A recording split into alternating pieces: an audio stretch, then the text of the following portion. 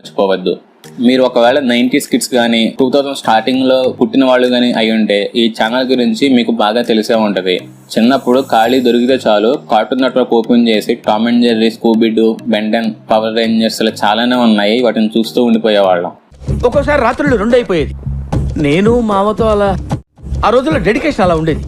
Cartoon network అమెరికాలో 1992లోనే start చేశారు, కానీ అది ఇండియాలో మాత్రం 1995లో తీసుకొచ్చారు. అదే first anime cartoon channel. 1995 to 2005 వరకు అసలు తిరుగు లేకుండా ఉంది, కానీ తర్వాత మార్కెట్ లో నిలబడలేకపోయింది. ఈ కార్టూన్ నెట్వర్క్ ఫెయిల్ అవడానికి మెయిన్ గా 4 రీజన్స్ ఉన్నాయి. ఫస్ట్ ఏంటంటే డబ్బింగ్. కామెడీని ఎవరైనా వాళ్ళ ఓన్ లాంగ్వేజ్ లో వినడానికి ఇష్టపడతారు, కానీ చాలా కొన్ని షోస్ మాత్రమే తెలుగులో డబ్ చేసేవాళ్ళు. టామ్ అండ్ జెర్రీ కూడా ఇంగ్లీష్ లోనే వచ్చేది, కాకపోతే అందులో ఎక్కువగా మాటలు లేకపోవడం వల్ల అది బాగా క్లిక్ అయింది. ఆ టైంలో ఎక్కువ మందికి ఇంగ్లీష్ సరిగా రాదు, చాలా తక్కువ మంది మాత్రమే మాట్లాడేవాళ్ళు. అయినా కూడా కార్టూన్ నెట్వర్క్ వాళ్ళు చాలా తక్కువ షోస్ ని మాత్రమే డబ్ చేసేవాళ్ళు. Ben 10, Scooby-do, roll number 21, dragon ball, Chhota Bheem ఇలా కొన్నిటి మాత్రమే డబ్ చేసేవాళ్ళు. కానీ తర్వాత కాలంలో కార్టూన్ నెట్వర్క్ కి పోటీగా చాలా ఛానల్స్ వచ్చాయి. ప్రెసెంట్ ఇప్పుడైతే 17 ఛానల్స్ దాకా ఉన్నాయి. ఇవన్నీ కూడా స్టాండర్డ్ గా నిలబడటానికి రీజన్ ఈ ఛానల్స్ అన్ని కూడా ఆ రాష్ట్రాల్లో ఉండే భాషల్లోనే డబ్బింగ్ చెప్పేవాళ్ళు. అవి చూసిన తర్వాత కూడా కార్టూన్ నెట్వర్క్ మారలేదు,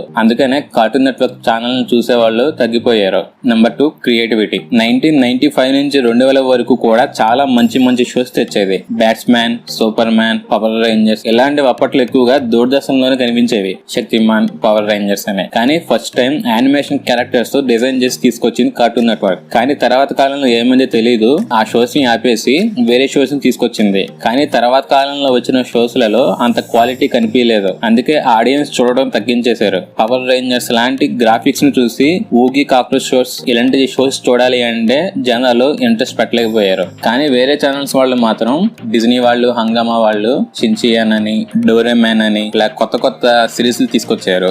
వీళ్ళు చేసేది కొత్తగా ఉండి చిన్నపిల్లల్ని అట్రాక్ట్ చేసింది. స్టార్టింగ్ లో కార్టూన్ నెట్వర్క్ వాళ్ళు చేసే కంటెంట్ పిల్లలతో పాటు పెద్దవాళ్ళకు కూడా నచ్చేది. కానీ వేరే ఛానల్స్ వాళ్ళు బిలో 12 ఇయర్స్ వాళ్ళని టార్గెట్ చేసి చాలా రకాల షోస్ ని తీసుకొచ్చారు. కార్టూన్ నెట్వర్క్ కూడా అలా చేద్దామని ట్రై చేసింది, కాకపోతే ఫెయిల్ అయ్యింది. మిగిలిన ఛానల్స్ వాళ్ళు చూపించేంత క్వాలిటీ కార్టూన్ నెట్వర్క్ చూపించలేకపోయింది. నెంబర్ 3, చూపించిన ఎపిసోడ్స్ ని మళ్ళీ మళ్ళీ ప్లే చేయడం. మనకి ఎంత ఇష్టమైన హీరో అయినా గానీ చాలా తక్కువ వాటిని మాత్రమే మళ్ళీ మళ్ళీ చూడడానికి ఇష్టపడతాము. అలాంటిది కొత్త షోస్ ని క్రియేటివిటీగా తీసుకురాకుండా ఆల్రెడీ చాలా సార్లు చూపించిన అదే కంటెంట్ ని పదే పదే చూపించడం వల్ల ఇంట్రెస్ట్ పోయింది. కానీ వేరే ఛానల్స్ వాళ్ళు రకరకాల కంటెంట్ డెవలప్ చేసేవాళ్ళు, అందుకే అందరూ వేరే వైపు షిఫ్ట్ అయిపోయారు. ఉన్న షోస్ ఒక కంటెంట్ బాగోక పాత షోస్ ని మళ్ళీ మళ్ళీ చూపించడం వల్ల ఫెయిల్ అయింది. నెంబర్ 4, ఇదే మెయిన్ రీజన్. పైన చెప్పిన వాటన్నింటికి కారణం కూడా ఇదే, మనీ, డబ్బు. ఎప్పుడైతే హంగామా, డిజ్నీ వాళ్ళు మార్కెట్ లోకి ఎంటర్ అయ్యి టీఆర్పీ తెచ్చుకోవడం స్టార్ట్ చేశారో అప్పటి నుంచి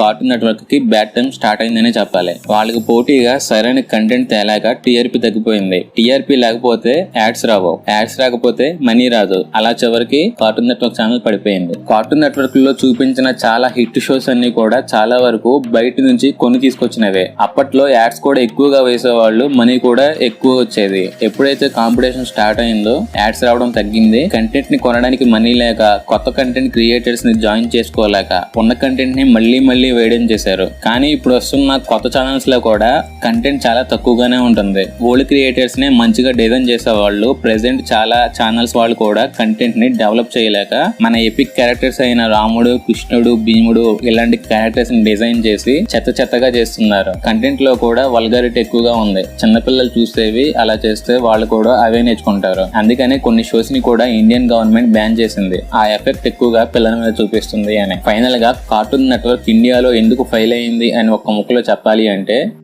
ఇన్ని మాటలు చెప్పి ఇంకొక మాట ఏంట్రా, కాంపిటీషన్ తట్టుకోలేక టీఆర్పీ రేటింగ్స్ సరిగా రాక మనీ రాలేదు. అందుకనే కార్టూన్ నెట్వర్క్ ఇండియాలో ఫెయిల్ అయింది. అందుకనే సక్సెస్ వస్తే సరిపోదు, ఆ సక్సెస్ ని కాపాడుకోవడం కూడా తెలియాలి. ఈ వీడియో కింద ఫ్రెండ్స్ మీకు కూడా ఏదైనా ఇంట్రెస్టింగ్ టాపిక్స్ అండ్ క్వశ్చన్స్ ఉంటే కామెంట్ సెక్షన్ లో పెట్టండి, ఆన్సర్ చేయడానికి మాక్సిమం ట్రై చేస్తా. అయిపోయింది, ఇదండి జరిగింది. సమయాభావం వల్ల కొంచెం ఫాస్ట్ గా చెప్పేశాను. ఫాస్ట్ గా చెప్పేసావా? ఈ టైంలో మహాభారతం